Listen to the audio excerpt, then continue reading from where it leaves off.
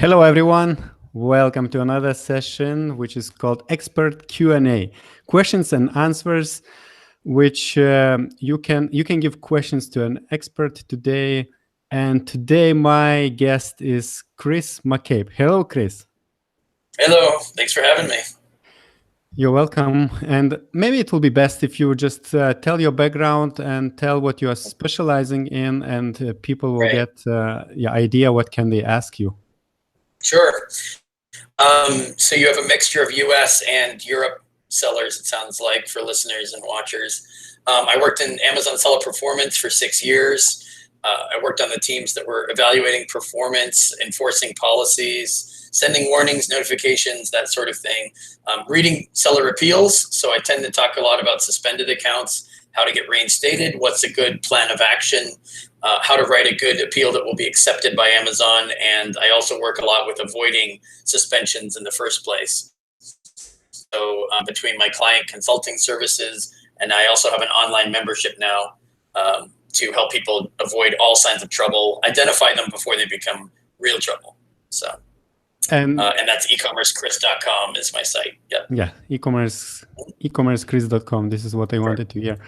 So if anyone wants to read more about Chris, visit his website, and please send us questions to the live chat about seller performance issues, suspensions, anything. Policy warnings, yep, listing violations, policy warnings. Some people are getting suspended for like behavior type problems, like product reviews. So manipulation of sales rank, product review abuse. They suspend really quickly for that now if they're convinced that that's what you're doing.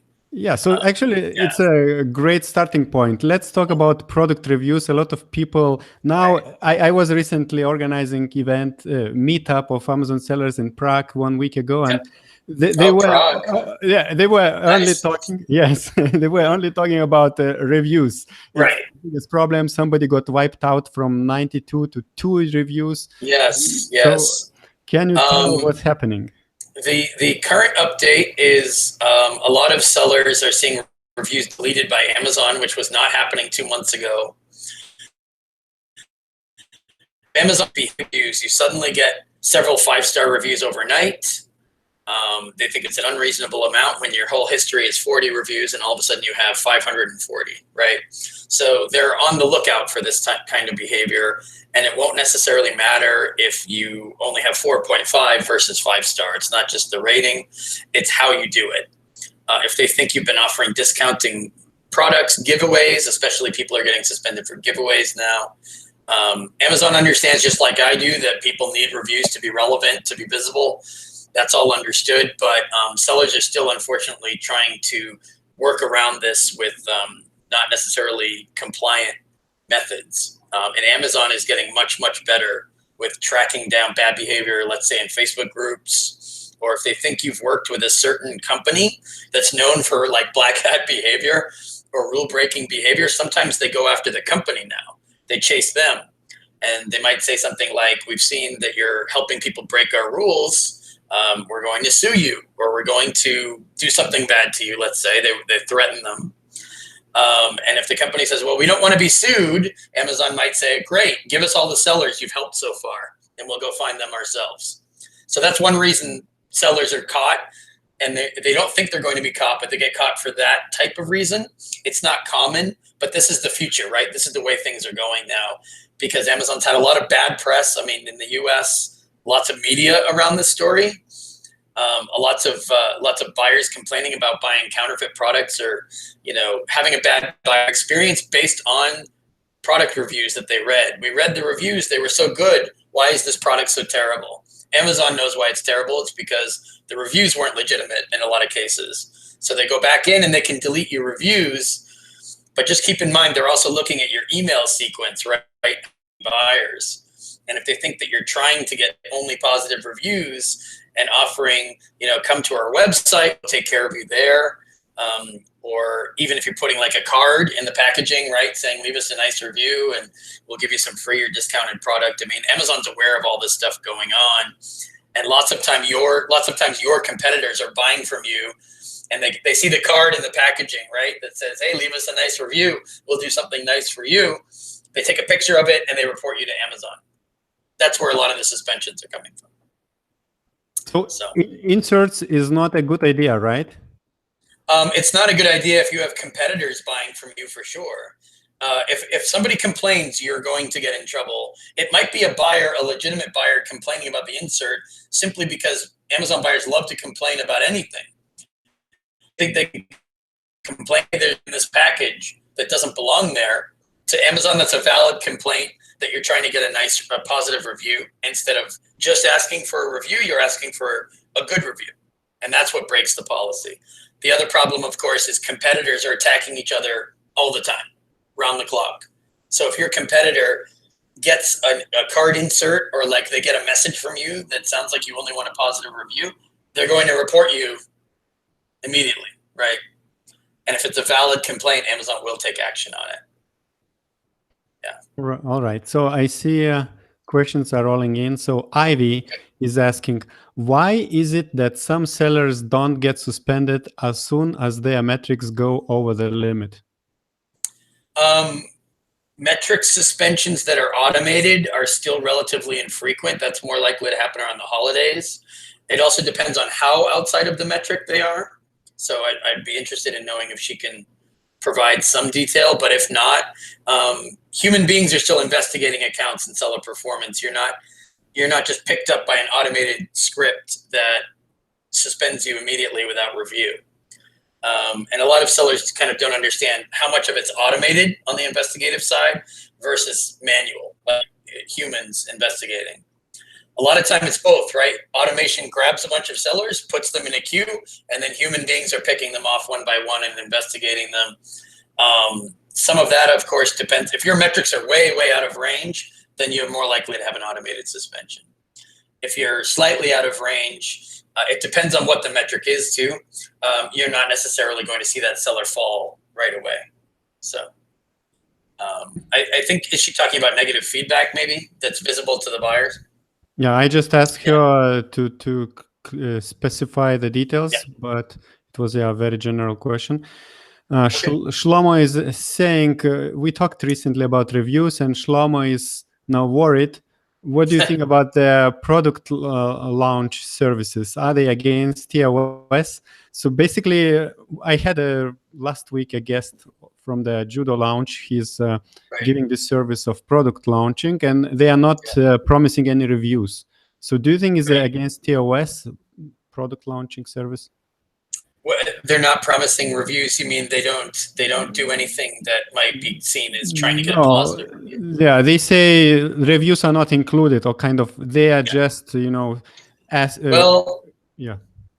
staying away from reviews right now. It's a very delicate, sensitive subject because, I mean, just to give you some quick background, from Amazon's perspective, every seller should know what's compliant and what isn't at this point. They feel like they've suspended a lot of people for this. They feel like there's a lot of good information out there that says what kinds of reviews you can what kind of methods you can use to try to get reviews and what you shouldn't be doing. So for them, any seller who's still doing something that they've already warned everybody for is way behind the times. So they are very unsympathetic and they're very aggressive in terms of suspensions for this. Like I said, they know that everyone needs to generate reviews, but they need it to be within their rules in terms of asking just for a review, not trying to induce behavior. And some sellers are here's an example, they're trying to get around this by saying in the message that they send to the buyer, we just want a review. We're not going to ask you for any kind of specific review, just leave us a review. But then in the background, they're doing other things like, but if you have a problem with your order, contact us, right? They're trying to make it so you're not really asking for a review if they have a problem with the order. You're only asking for a review if there's no problem with the order. To you and me, that seems very minor and you shouldn't be suspended for it. But to Amazon, that's breaking the rules. Or, of course, if you're trying to give discounted product off-site, I mean, some people are using sales generation service providers, right, just to boost sales necessarily.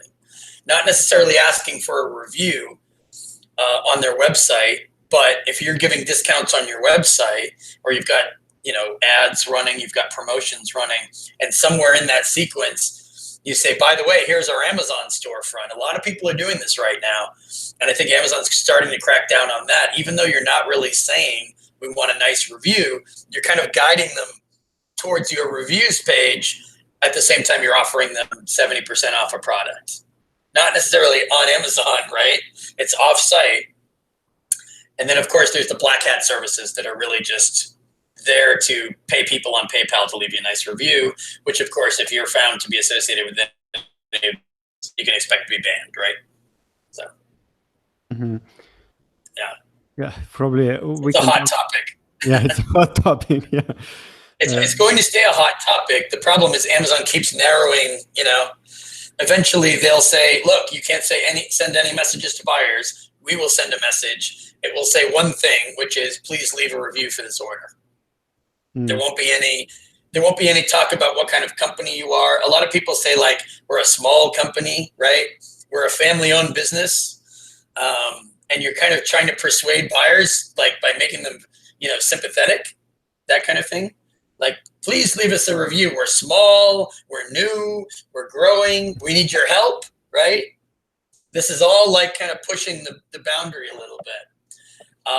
And part of the problem is that competitors love to report each other. So if you are kind of on the edge, right, you could tip either way, but a competitor keeps blasting you on Amazon on the abuse queues. These people are abusing product reviews. Eventually they'll find an investigator that agrees and says, yeah, this is like kind of not policy. And they might not send a warning. They might just suspend the account. So that's what you're risking. And I see another question, similar question. Is JumpSend against TOS? Well, JumpSend is provided by Jungle Scout company. I'm sure they are trying to be within TOS. So yeah, I mean, I've talked to the Jungle Scout guys about this and other subjects, and I would expect that they're not doing anything non-compliant. It's not so much about the service. It's about how you're using a service, right? If you're using whatever it is, Viral Launch, it could be Feedback Genius, could be a lot of things. If you're using a service where it leads to a boost in sales within a tight time frame, and Amazon thinks that associated with those sales is an unnatural amount of positive reviews because of how the sale was structured, because of the language in the sale, because of the amount of the discount, all the details really matter. So it's not so much like we can't use this company, Amazon hates them. That's not what it's about. It's about the nature of the promotion, the nature of the discount. What's the connection between that discount and something that you've got on Amazon? Are you directing people to your storefront and suggesting that, hey, maybe, you loved the product that you got on my website. Here's our Amazon store. It's the same product, ...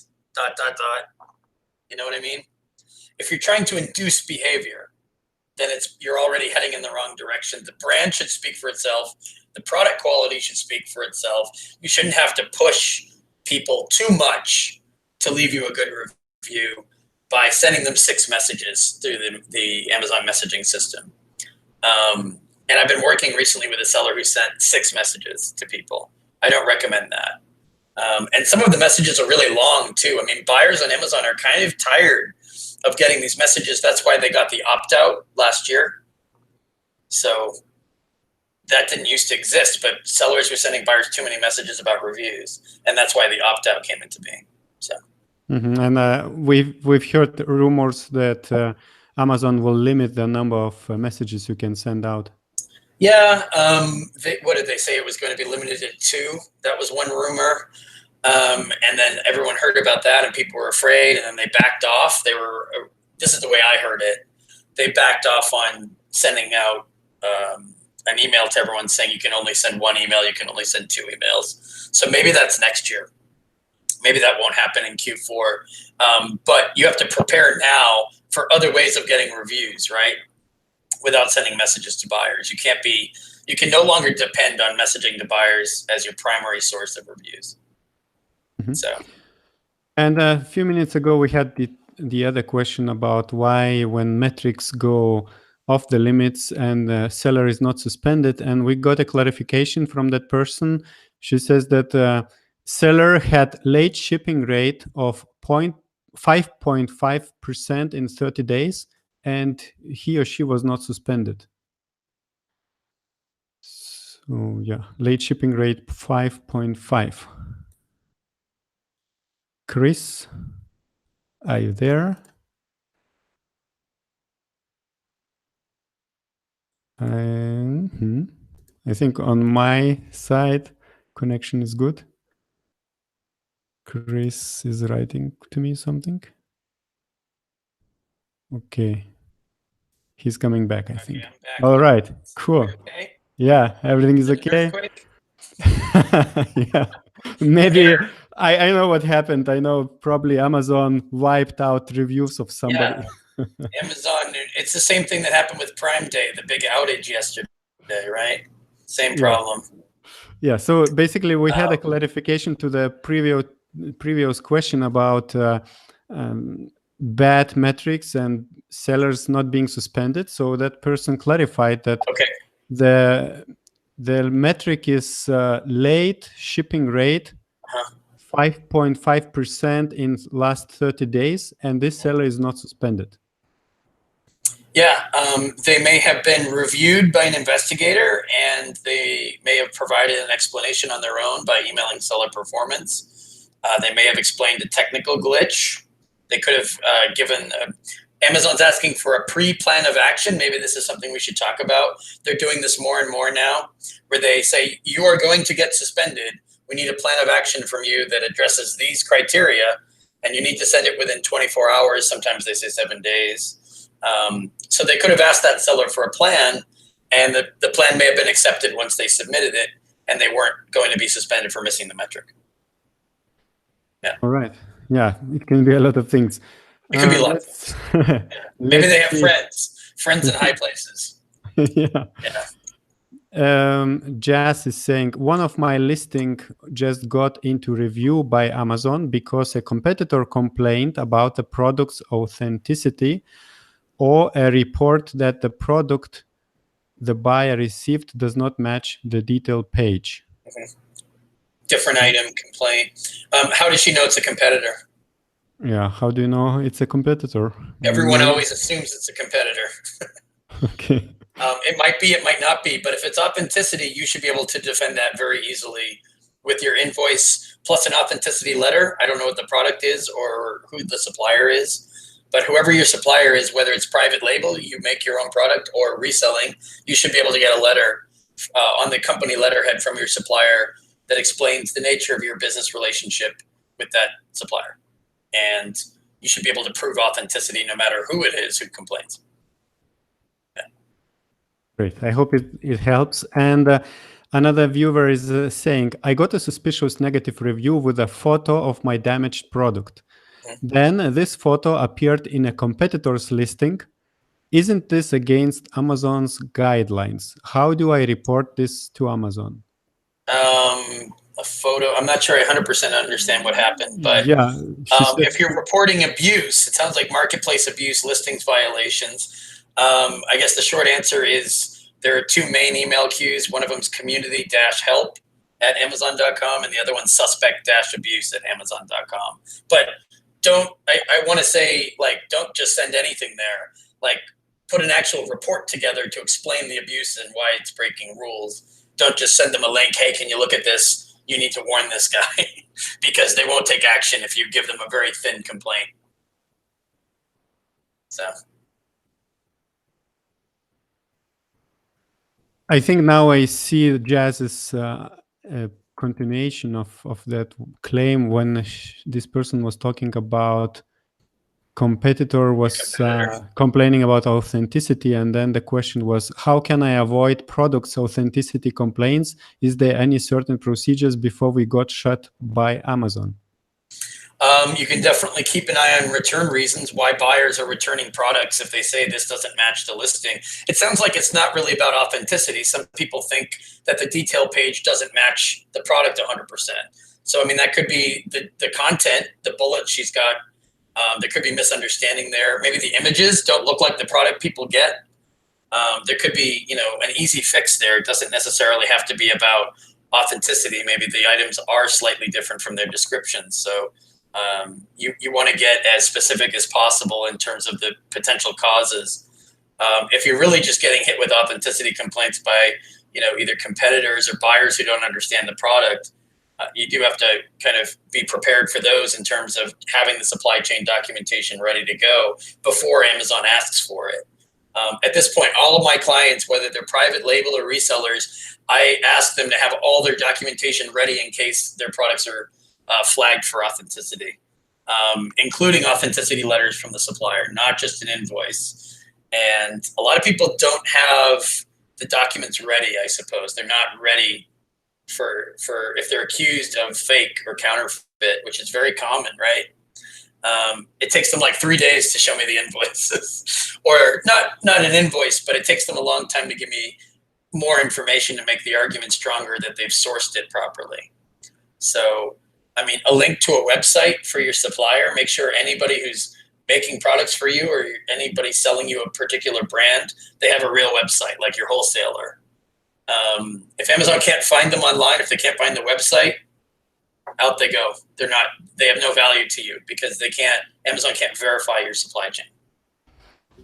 Great. I see there are a few more questions related to reviews. Maybe we change a little bit the topic. I wanted to ask about plan of action. So Yep. when people sellers get suspended or their ASIN is suspended, so how long they have to wait after they are sending their first plan of action, and how long should they expect to wait from Amazon for that? I mean, this week it's Prime Day and it's pretty busy, but typically if you haven't heard back within a couple of days, you should send a follow-up.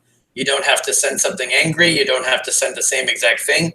You could send the POA again and add a note that says, we sent this. I mean, most people, the first POA, they send using the appeal button, right, in Seller Central. So typically there's a response, right? Date and time stamp. We'll get back to you within 24 hours at this time, this date. And a lot of those deadlines are missed by Amazon, right? So it's really easy to send something 2 days later and say, you said you were going to respond at this time. We haven't seen the response. We know you're busy, but here's our plan of action again. It's complete.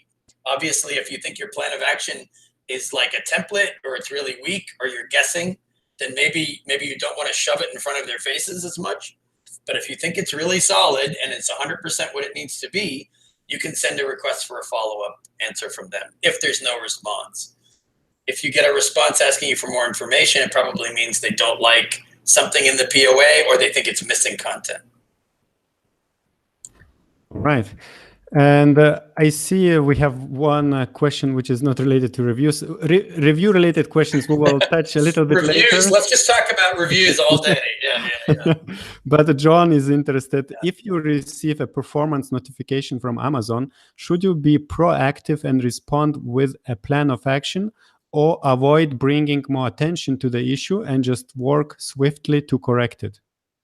There's already attention on the issue if they're sending you a warning. So there's no way that you're drawing more attention to yourself. If they sent the notification, you've already drawn a certain amount of attention to yourself. So typically with our clients and our members in the membership, we recommend that they respond to those. It's still some case by case. In particular situations, if it's like, say, a rights owner retraction, then you can't get the retraction. It's a notice claim of infringement. They told you they're never going to retract it. They're never going to contact Amazon.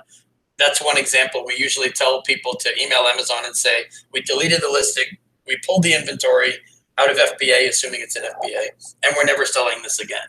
So you're not necessarily resolving it, but you're getting the account annotated, right?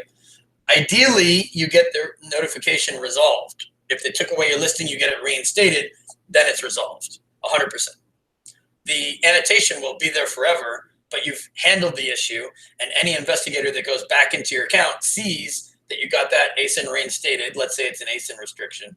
You got the ASIN back, so the problem is considered solved, so that's not necessarily going to count against you. Ignoring notifications, really bad idea, really bad idea. Even if you think it's minor to you, if they take away some listing and it's like, I sold one of these in the last 2 years, what do I care? You know? There should be some, you don't have to send a plan of action unless they ask for it, but you should send plan of action style language covering what steps you took to resolve whatever the problem was. So if you're not selling that item again, you don't need to send them a full plan of action, but send them something that indicates we've reviewed the inventory for this product. We've decided not to sell it again. And we've also, I mean, if you want, you can say you've done a full inventory check for all similar items or all items that came from the same supplier. It depends on the situation. But make sure you get some annotation on your account so it won't look like you ignored the problem. That's what they're afraid of, sending notifications and you don't care. You ignore it. You mentioned again plan of action. And what happens if plan of action is refused and seller doesn't know why it was refused? What to do? What's happening? How to find out? Typically they won't. I mean, this is a lot of what the membership is about. The first course we sold was how to build a plan of action. And a lot of people came back and said, I don't know why I was suspended. And then I wrote a POA and I don't know why they rejected it. They're trying to prompt you to do the digging. They don't want to lay it all out for you. You had exactly these complaints. We suggest that you use exactly these solutions, right? They could do that because they already know what they want to see from you, but they want you to do the work and they want you to go through the pain and they want you to research Seller Central. If it's an item quality problem, they want you to go to your supplier and say, hey, by the way, we had a lot of returns for the items you sold us. We had a lot of complaints about the quality of the items you gave us. And then ultimately we changed suppliers because we didn't like the answers we got back. So they need you to identify the causes to show that you know what happened that went wrong to begin with. If they don't think you've identified the true root causes, then they won't accept the POA. They'll ask you for another one or they'll just send a denial. And they also want to know that you've shown them exactly how to fix it, step by step, each measure, each method that convinces them that it won't come up again, right? I mean, Amazon sends general messaging. I understand. They just say, we need more information. They don't necessarily tell you what is missing on your plan. And it's very kind of confusing for people because they feel like they have to guess at what's missing. The good news is if it's documentation, if they don't like your invoice or if they don't like your supplier, they're getting much better at telling you that that is the problem, not the plan of action itself. But if your documentation is acceptable, they're likely to say, we need more information about the plan. So what do you do if you're stuck? Obviously, you can show it to somebody like me and tell me how it happened, and I can give you some advice or suggestions on what it might be missing. But if you don't have me around, take another look at it, go over it with your team, your staff, figure out what might have gone wrong that you didn't address in the solutions section. Great. And you mentioned membership. Can you tell a little bit more? I'm sure some people joined us a bit late and they didn't hear introduction. Maybe you can briefly say what you're offering to Amazon sellers and also talk a little bit about this membership, what they can get and how can they sign up. Right. So obviously my consulting services are based on my work at Amazon. People hire me directly to work on things. If people want to learn the best way to do it themselves because they don't want to hire a consultant every time, that's why we created the online courses. And the first was how to build a plan of action. We added one about an account review, conducting your own account review, which, long story short, is identifying problem ASINs, problem performance operations, whatever might be causing you to miss metrics before Amazon notices you're noticing yourself because you're looking for signs of trouble. You're looking at, again, going back to item quality, you're looking at return reasons, you're looking at feedback, buyer messages, any product reviews, of course, any indication that people don't think you're selling what you say you're selling, the quality isn't what you promised, or maybe the functionality isn't quite, the instructions aren't good enough for them to use it, so the functionality isn't quite clear to them and they weren't able to use it to the full effect. So ecommercechris.com/membership. We've got a lot of information on that page. We have the courses, but we also have a closed Facebook group for members only, where we answer a lot of questions, right? Myself and Leah McHugh is coordinating and working on this with me, collaborating with me. She and I run the Facebook page. We answer people's questions. Also, members of the group answer each other's questions. If they had a previous experience, which is very similar, they usually weigh in. And then we have exclusive content, like I do certain interviews, I do certain videos on different topics. And I put that in the members only content on the Facebook group. So since I think I first mentioned it to you 1 year ago, in the last 12 months, we've developed it. We now have multiple courses and we also engaged the community a bit more since last summer. So happy to answer any questions people have about that. We're trying to make it as interactive as possible. And it's not just about, I'm suspended, I need a plan of action. We've grown quite a bit past that. And we're focused on trying to prevent suspensions from ever being a part of your life at all. as much as we can. So, yeah. In case someone right now has problems with Amazon with suspensions and they want your company help, what's the best way to approach you? Is it via email or through the website? I mean, different people prefer different methods. The website, of course, ecommercechris.com. My homepage lays it out very clearly, you know, ASIN reinstatement, account reinstatement. Once you click through those, you'll see how to get to me, whether scheduling a call or simply hiring me directly. Yeah, chris@ecommercechris.com is my email address. Some people just prefer email. I'm always checking my emails, you know, these days, day and night. So I'll see your message and I'll respond pretty quickly in most cases. So, yeah. Great. Let's take one question about hijackers. Mark is asking how to protect your account against hijackers. Some brands are somehow gated. Can we still get that status somehow? Yeah, gating is harder to get now than it was a year ago or maybe in 2016. You have to establish a pattern of fake and counterfeit versions of your product over a certain defined period of time. You have to define the period of time. They need to believe that this is a constant problem. It's best to work with a well-trained intellectual property and trademark infringement attorney so that you can have legal backing to the complaints you're making. And you can't necessarily just apply for gating. That would be a dream world. We're not living there yet. You can participate in Amazon exclusives and the transparency program. We're learning more about these things every day. I'm happy to take some questions on that. I'm still learning a little bit about Amazon exclusives myself. But the bottom line is you need a multifaceted strategy. Typically, I handle a lot of listing hijack cases, not in terms of preventing them by gating the product, but in terms of getting people, hijackers, taking the bad information they added to your private label branded listing, getting that information off as quickly as possible by reporting it the right way to the right teams. I encourage all of your watchers to not depend on seller support for this. That's a terrible waste of your time.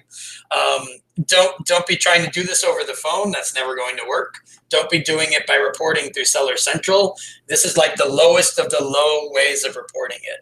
So understand how to report abuse. I mean, if it's true listings abuse, come up with some proof, make it a short report, something an investigator can easily review, and send it to the right place. So what you write and where you send it is crucial.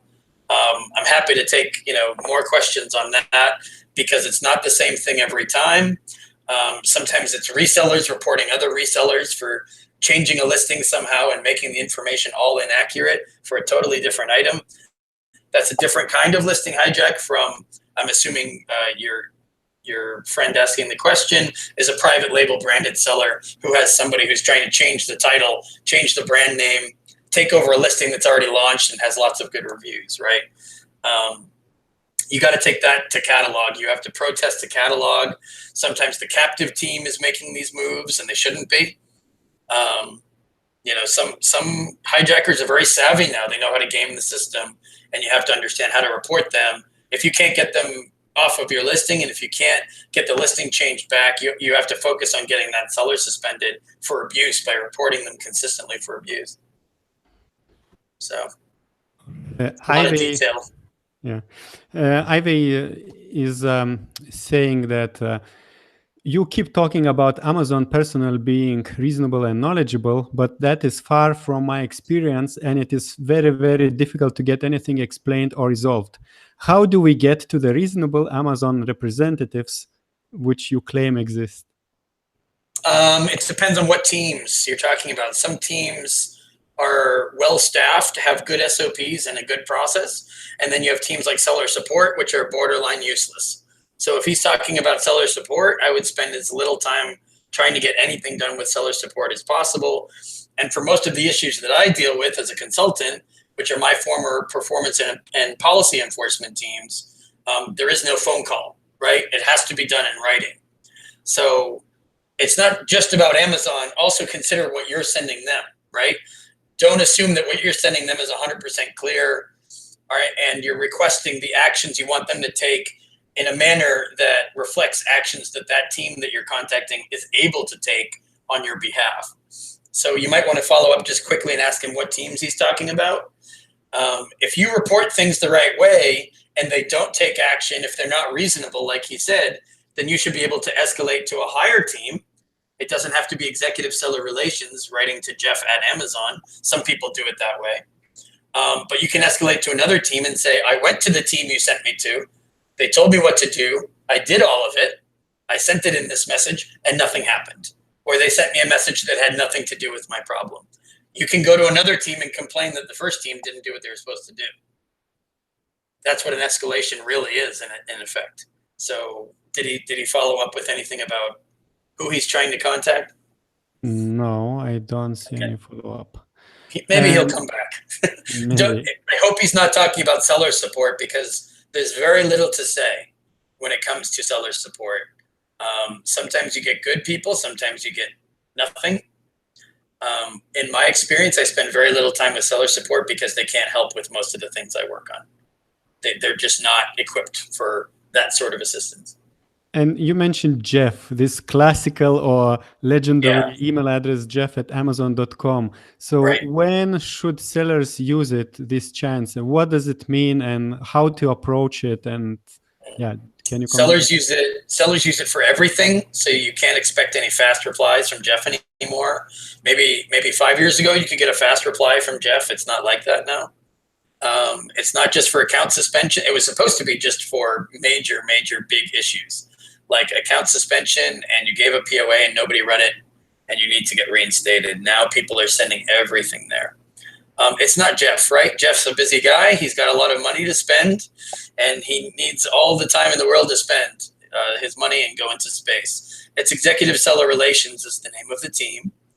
Hopefully when you get executive seller relations, you don't have them delegated down back to the same team that took the action on your account. You should be getting a fresh independent review of whatever you sent previously. I just encourage people not to go straight to Jeff, hoping for a different answer and sending the same POA. If there's something wrong with your POA, you don't want to escalate with it, because you might only get one, maybe two chances at a real escalation. And if you burn the first one by sending a plan of action that had no hope of success, then you're only hurting yourself at that point. You're not doing an escalation. You're just burning through an appeal opportunity.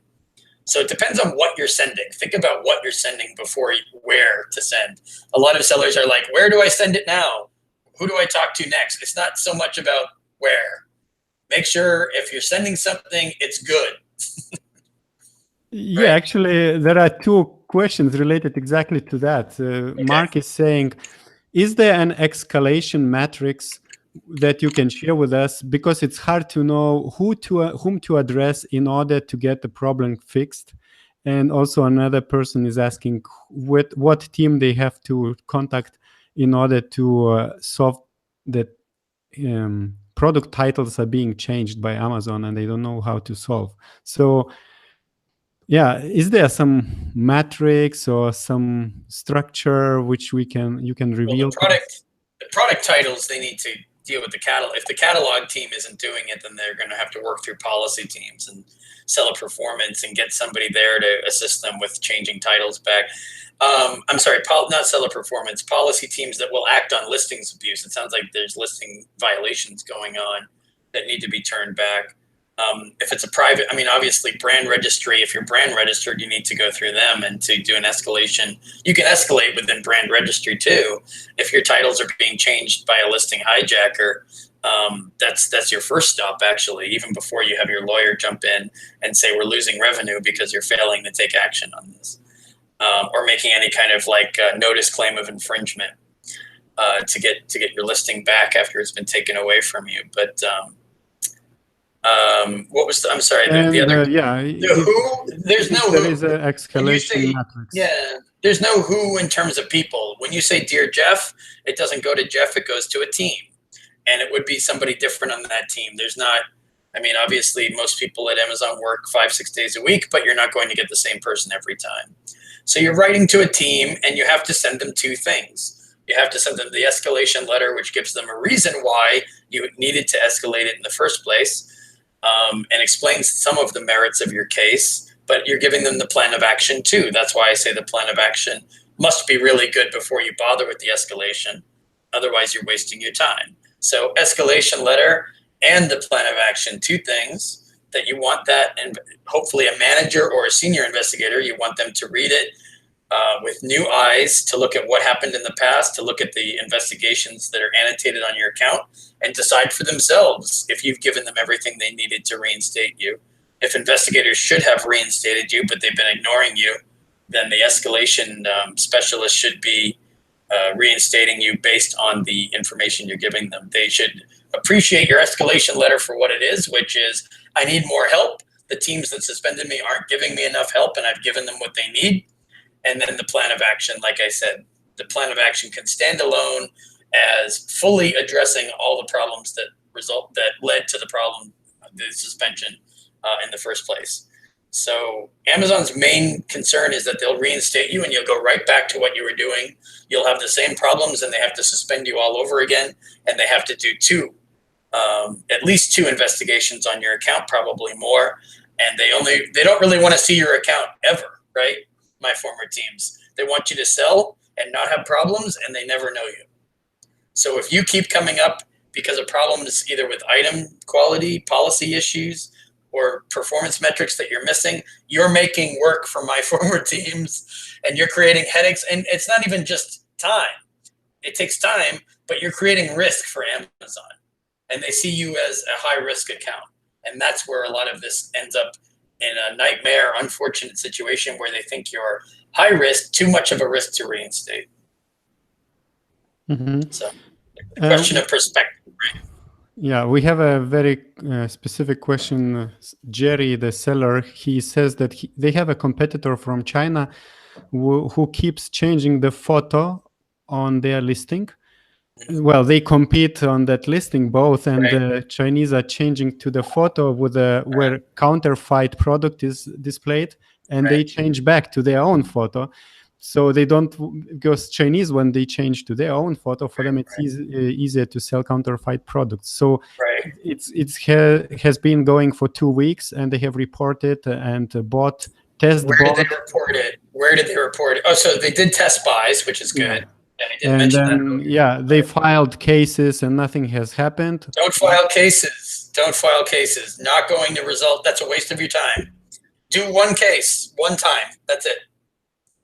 Report abuse where abuse. There are whole teams dedicated to abuse now. And Amazon doesn't come out and advertise these teams like MPA, marketplace abuse. Here are the people on the teams. Here are all the email addresses. They're never going to do that because they don't want to encourage thousands of emails every day, right? These teams do exist. Amazon created them because this problem is 10 times worse than it was 1 year ago or 2 years ago. It's the same with product reviews. PRA, product review abuse, this team did not exist in 2015, 2016. I guess it was 2017 maybe. No, 2016. That team did not exist when I was at Amazon, and neither did marketplace abuse. Why? Because this problem is 10 times worse, 100 times worse now. So these people exist. You just have to make sure that don't listen to what Amazon tells you about reporting things in Seller Central. Yes, it helps for a paper trail. Once, do it once. Don't waste time. This is not on the phone. Stop calling people. If you want to call someone, call your friends, call your mother. Do not call Amazon. They will not resolve anything like this on the phone with you. You're wasting your time. I gave 2 email queues earlier. It's a good place to start. I'm not saying it's guaranteed they will take action. If you send them a bunch of crazy text and pictures and it goes on for miles, yeah, then the email queues I said earlier probably won't help. But if you tighten it up, it's something quick that they can review easily. Give them some links, maybe attach a couple photos. Hopefully they take the time to look at them. But summarize it well. And if you're not good at organizing your thoughts or writing things well, then find a good writer and keep it short and send it to the right place, right? If you're not getting, if you want, you can send things to seller performance policy, the main policy queue. Maybe they'll transfer it to the proper team once they have it. There are a couple people who are kind of arguing, don't try to contact the abuse teams directly. Go to seller performance and let them forward it to those teams, because those teams aren't supposed to be well known and they're not supposed to be public facing and so forth. The problem is we haven't seen a lot of success with just sending it to Seller Performance and hoping that they send it to the right place for obvious reasons. So it depends on how aggressive you want to be about it. But I think the name was Jerry, right? You might want to ask Jerry, where is he reporting it so far? My guess is that he's using lower level means of reporting it, and that's why it keeps going back and forth over and over. He needs to try to get that seller suspended if they're abusing policy. So what could be a suggestion for this person? Is there an email address he can just send now something? It's the two I gave before. So community-help@amazon.com. You can put this at the end of the podcast if you want. And suspect-abuse at Amazon. Those are good places to start. I'm not saying it's, guaranteed. I mean, you might have to do an escalation.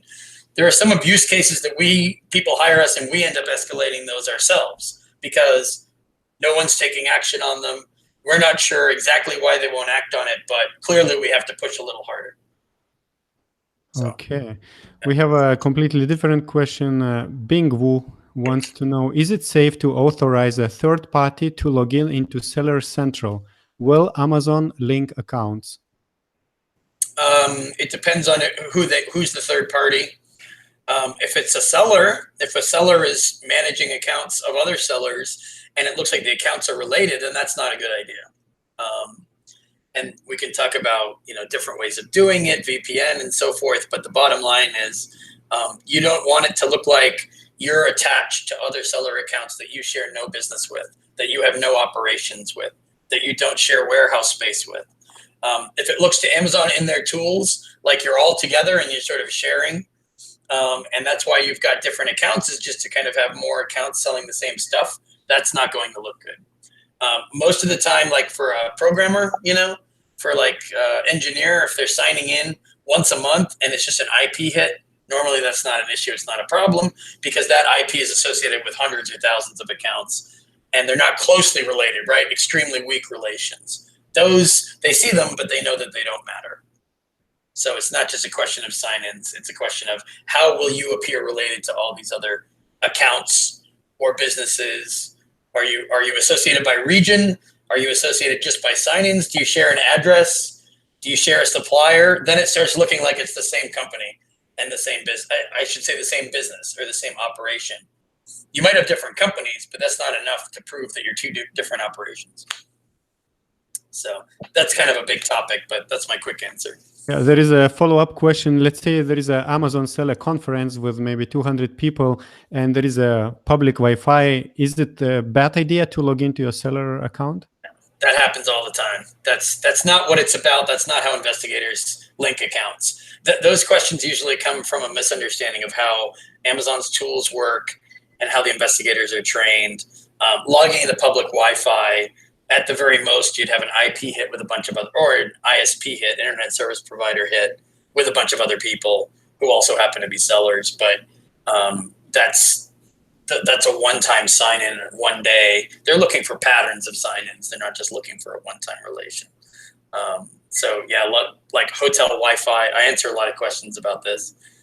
It's a much bigger picture than that. So it's important not to overthink. Basically. Well, I mean, people are afraid, and I understand the fear because sometimes accounts are closed for related to someone that you're not related to. It does happen. So I understand the fear, but there's different kinds of fear, I guess. There's smart fear, and there's uninformed fear, and signing into public Wi-Fi, there's no precedence for that to, otherwise they'd be suspending, all 300 accounts for everyone who signed in on the Wi-Fi. So... never heard of that happening. All right. Yeah. So we have a few more minutes and let's come back to the review related questions. And there is this now thing recently that when even a verified purchase person, he tries to write a review and he gets a message that it's not possible to leave review. So Mark, the seller, is asking, is it possible to reset this, or whom can you escalate the information that they take? You can't really escalate that right now. The problem is they're having too many positive reviews on that ASIN over too short of a period. Another reason is sometimes there are reviewers. Amazon suspends or gets rid of the reviewer, and they find all the reviews that the reviewer left. This is one reason why review deletions are so popular. If they killed the reviewer, then all of those reviews vanish, right? On all products, not just the one ASIN. And if they see that too many reviewers that they've gotten rid of have left reviews on that particular ASIN, then they lock it down because they see a pattern of abuse on that one ASIN. They consider the reviewer to be a bad actor, a bad player. They don't just delete the reviews, they also close it off. Typically, what is it? I mean, you've been talking about reviews a lot, isn't it? Like 3 weeks later, 2 weeks later, they opened it back up. I think you just suddenly have it unlocked. Isn't that what people have been saying? Yeah, they just suddenly get unlocked. Yeah, but it's like, it varies, right? It's 2 weeks, it's 3 weeks. I don't know. You did so your event in Prague was a lot of talk about reviews, or it was? No, event in Prague was just a local meetup of a handful of sellers. Yeah, so just sellers, they were just basically worried that their reviews are wiped out for obvious reasons, and now they want new reviews and don't know how to get them. Well, here's something. I mean, I'm aware Amazon investigators are spending more time in Facebook groups, and they're spending more time trying to identify some of the services that shouldn't be selling any of the services they sell to people, because they know it breaks the rules. They know sellers know it breaks the rules. I think Amazon's kind of sick of this subject. They're sick of being accused of having too many fake reviews on the site. And investigators don't have that much time to go searching Facebook, but they're getting more interested in dedicating people to the social media bad behavior to the point where you might just get caught doing something way off of Amazon. And it's very high risk behavior, because what if they say, you know, we've caught you for this before, you've been suspended for this before, so we don't even want you to appeal. We want you to go away. And then you can't appeal. Like, it's just, then all of a sudden you're emailing Jeff, Seller Performance, and they don't even answer. That's where we're going with this, because I know there's going to be more bad stories, more, you know, public information out there where people say, look at this group, look at what they're doing. I mean, it's kind of obvious. People are very sloppy about it. And it's easy to find. Somebody sent me a list of like 10 groups the other day, and it was completely obvious that it was outside of TOS, terms of service. So it's just a matter of time before Amazon hunts down your group and takes your group leader and says, oh, by the way, if you don't want to get sued, give us some names. So if you're on that list, I mean, I have some people who were suspended, and they said, oh, we think we showed up on a list. So it's right. And so we talked about this review publishing possibility was disabled, and John, the viewer, he says that they have never did anything against TOS when they just collected organic reviews, I understand, but their product is blocked from publishing reviews. Can you comment on that? I would have to know a lot more about the situation. I mean, he's free to contact me with some details, but I would need to know more about what they were doing on their own website. Were they doing certain kinds of ads, discounts, promotions, giveaways? And I also need to know about their email sequence, right?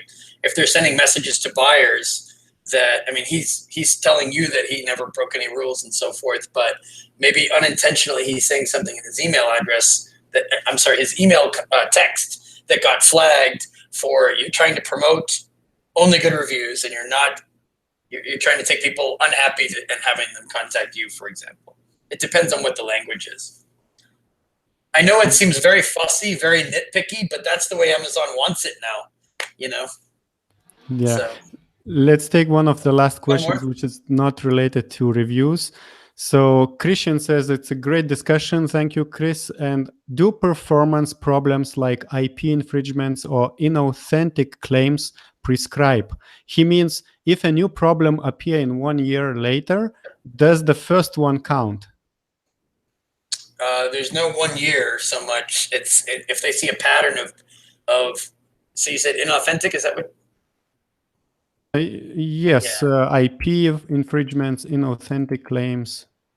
Okay, IP infringement, just, I mean, as a side note, make sure you're not selling any brands that really don't want you selling their stuff on Amazon, because obviously they have weapons to do bad things to you. And you're not going to sue the brands for making an intellectual property argument against you. I don't think you're going to sue the brand. Amazon won't help you really, unless you can prove that the infringement is 100% false.